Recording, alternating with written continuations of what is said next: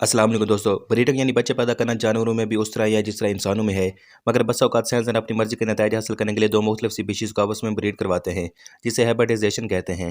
Hybridisation का अमल बाज़ वक़्त कुदरती तौर पर भी रोनुमा होता है, यानी ऐसे बच्चे जो दो मुख्तलिफ स्पीशीज़ के मिलाप से हासिल हों। इस वक्त दुनिया में कई एक ऐसे मिसालें मौजूद हैं, मसलन ज़ेबरे और घोड़े के मिलाप से हासिल होने वाला बच्चा, या फिर चीते और शेर के मिलाप से हासिल होने वाला ये बच्चा। आज की वीडियो में हम ऐसी हाइब्रिड जानवरों का जिक्र करेंगे। चलते हैं वीडियो की तरफ। शेर, टाइगर, प्यूमा और लेपर्ड वगैरह ये सब बिल्लियों की नस्ल से ताल्लुक़ रखते हैं। साइंसदानों ने इनको क्रॉस ब्रीड करवा कर कई एक बच्चे पैदा किए हैं। मसलन मेल लाइन और फीमेल टाइगर के मिलाप से वजूद में आने वाले बच्चे को लैगर कहते हैं। लैगर का शुमार दुनिया की सबसे बड़ी बिल्लियों में भी होता है। लैगर में शेर और टाइगर दोनों की खसूसियात पाई जाती हैं। 2016 में जीनोम रिसर्च नामी एक रिसाले में लिखा गया कि कदीम बिल्लियों में भी हाइब्रिडाइजेशन के सबूत मिले हैं, जैसे जदीद दौर की ये बिल्लियाँ वजूद में आईं। वोल्फिन्स कहा जाता है वेल और डॉल्फिन के मुश्तरका बच्चे को। वोल्फिन्स उस वक्त वजूद में आते हैं जब एक वेल मछली किसी डॉल्फिन से मिलाप करती है।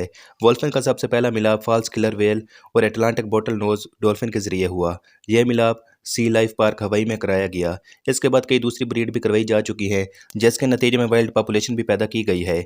2017 में हवाई में एक ऐसा हाइब्रिड बच्चा भी पाया गया जिसमें मिलान हेडेड वेल और रफ टोथ डॉल्फिन की खसूसियात मौजूद थीं। टाइगर मेल और फीमेल लाइन का आपस में मिलाप कराया जाए तो पैदा होने वाले बच्चे को टाइगोन कहा जाता है।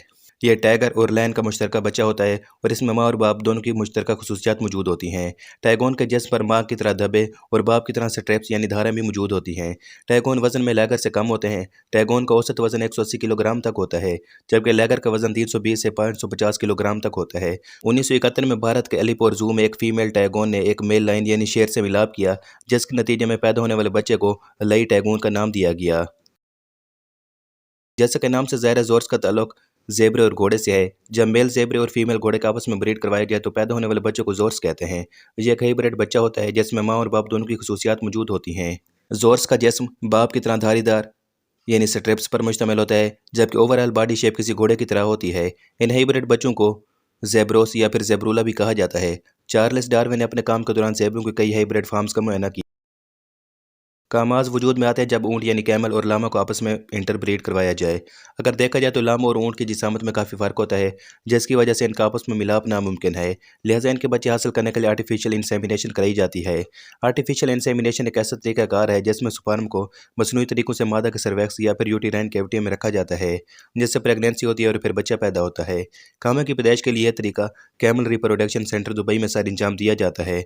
ऊँट और लामा का मुश्तरका पहला बच्चा 14 जनवरी 1998 को हासिल किया गया। वीडियो को लाइक और चैनल को सब्सक्राइब कीजिए। अल्लाह हाफ़िज़।